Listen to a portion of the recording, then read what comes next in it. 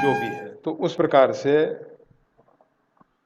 मेरुदंड को सीधा करके पद्म आसन अथवा सुखासन, सिद्धासन लगा के बैठ जाना है।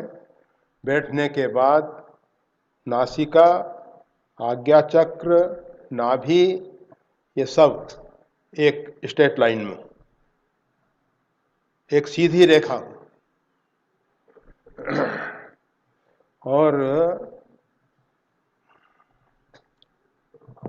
नेत्र बंद करके, अगर आलस प्रमाद ना होता हो तो, किसी किसी को कि नेत्र बंद किए और आ गई नींद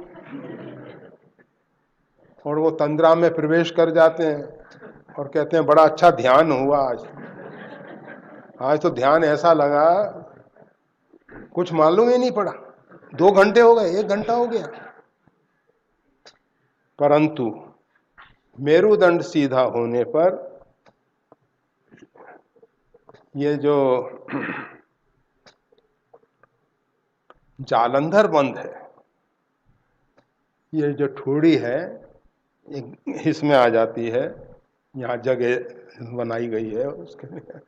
तो जालंधर बंद लगने पर भी नींद नहीं आएगी, परंतु वो पीछे का मेरुदंड सीधा हो। और इसके बाद प्राणायाम करके सूर्य और चंद्र एक घर करे, मतलब सूर्य के घर में चंद्र को प्रवेश कराना है। तो उसके लिए 27 बार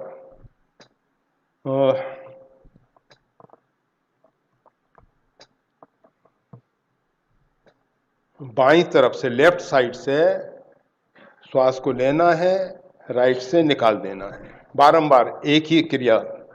अनुलोम विलोम प्राणायाम नहीं है ये।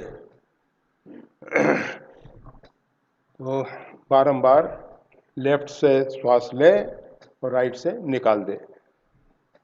शुरू में कम संख्या, फिर 27 से इसकी संख्या आपके अंदर काम करना शुरू करती है, और 27 से फिर आप 54, 54, और फिर आप 108 तक की माला, मतलब प्राणायाम ये जो करें। और करने के बाद चित्तवृत्ति आपकी काफी शांत हो जाएगी, क्योंकि चंद्र स्वर जो है मस्तिष्क को पूरी शीतलता दे देगा, जो भी उसकी अनावश्यक उष्णता है निकल जाएगी। परंतु जिनको जुकाम सर्दी हो रहा हो, नजला, तो वो इस क्रिया को करेंगे तो और ज़्यादा शीतलता हो जाएगी।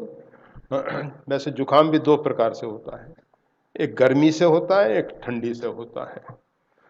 वैसे ठंडी और गर्मी के मिलन से होता है। तो एक को जिसके शरीर की पित्त प्रकृति है, उसको जो जुकाम होता है वो उष्ण प्रकृति वाला तो है ही वो, और उसका शीतल प्रकृति का जहाँ मिलन होता है तो वहाँ वो कफ जो है बाहर आता है। ये प्राणायाम करने के बाद फिर उस चिति शक्ति को, चेतना को नाभि पे केंद्रित करें, और नाभि पे केंद्रित करने के बाद वो चेतना ऊर्ध्वगमन कर रही है और सहस्त्रार की ओर अनाहत, विशुद्ध, आज्ञा, इन चक्रों में से गुजरते हुए वो सहस्त्रार की ओर आगे बढ़ रही है। और सहस्त्रार में वो शब्द जो है उसको उठेल रही है। उसके बाद फिर वो वृत्ति सीधी इन चक्रों में होते हुए नहीं, सीधा वहाँ पहुँच जाती है नाभि पे, और फिर नाभि से पुनः इस प्रकार का अभ्यास करना होता है। तो ये अभ्यास जो है, नाम की जो माला है, मन की जो माला है, ये प्रारंभ हो जाती है। और इसके प्रारंभ होने से फिर लंबे समय के अभ्यास के बाद आप करें या ना करें, जब ये सूक्ष्म चेतना में उतर जाता है, ये करने की जो पद्धति है, जब सूक्ष्म चेतना में उतर जाता है, अर्थात जैसे आपको मालूम है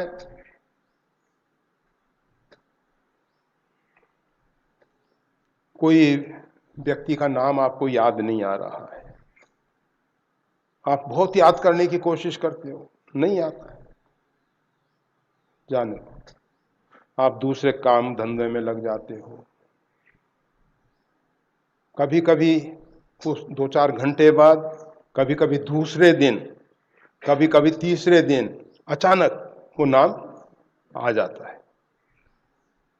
उस नाम को जो आप याद कर रहे थे, वो सूक्ष्म चेतना में खोज चालू थी, जब तक वो नाम नहीं आया। आपको नहीं मालूम पड़ रहा है, परंतु वो अंदर ही अंदर, आपको तो कुछ मालूम होता ही नहीं है कि अंदर क्या क्या खुरापात हो रही है। हम भोजन करते हैं, रस बनता है, रुधिर बनता है, सप्त धातुओं में परिणति होती है, कुछ मालूम पड़ता है क्या? सब चल रहा है अंदर सिस्टम। तो ये जो जब सूक्ष्म चेतना में ये पद्धति का अभ्यास हो जाता है, तो फिर वो अहिर्निश नाम पहारू दिवस निशी, रात दिन नाम चलता रहता है, चलता रहता है। फिर उसके लिए अगर वो कोमा में चला जाए, मूर्छा में चला जाए, किसी भी स्थिति में हो, वो नाम जब उसका बंद नहीं होता है। परंतु वो जो अंतस चेतना है, सूक्ष्म चेतना है, उसमें प्रवेश करना चाहिए। लंबे अभ्यास के बाद ये सब होता है, और जिसको रुचि है करते हैं। किसी किसी को कुछ महीनों में ही वो स्थिति प्राप्त हो जाती है, किसी को वर्षों लग सकते हैं। धैर्य की जरूरत है। धर्म का पहला लक्षण धीरति, धैर्य। ये इसमें उतावलापन नहीं होना चाहिए, क्या 1 महीने से कर रहे हैं, कुछ हो तो रहा ही नहीं है। अरे हो रहा है, हमको मालूम नहीं पड़ता है। प्रत्येक दिन का अभ्यास जो है कुछ ना कुछ कार्य कर रहा है। भोजन का 1 ग्रास शरीर में गया है तो क्षुधा निवृत्ति के लिए कार्य करना शुरू कर दिया है। मालूम कब पड़ेगा? जब पूरा भोजन हो जाएगा, तब क्षुधा निवृत्ति होगी। उससे पहले नहीं मालूम पड़ेगा कि 1 ग्रास ने हमारी क्षुधा निवृत्ति में कार्य किया। इसी प्रकार से ये जो मन की माला है, लंबे समय तक अभ्यास करने से ऐसा हो जाता है। और धैर्य धारण करके करते रहें।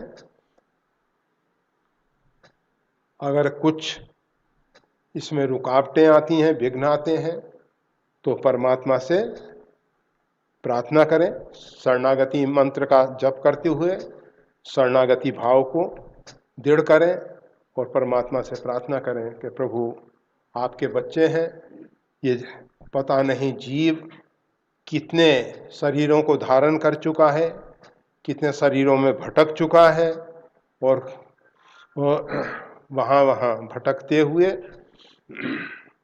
अब आपकी कृपा और करुणा से यह मानव जीवन आज मिला है। और इसका भरोसा नहीं है कि कब श्वास पूरी हो जाए। इसलिए आपके आश्रित इस नादान शिशु पे कृपा करें और अंदर से जो प्रार्थना की जाती है, मेरा साहिब सुनता है, हमारे प्रभु सुनते हैं, परिणाम आएगा। जय श्री राम। वीडियो देखने के लिए धन्यवाद। श्री गुरुदेव की वाणी का और ज्यादा लाभ लेने के लिए कृपया हमारे चैनल को लाइक और सब्सक्राइब करना ना भूलें। चैनल का लिंक डिस्क्रिप्शन बॉक्स में उपलब्ध है। जय श्री राम।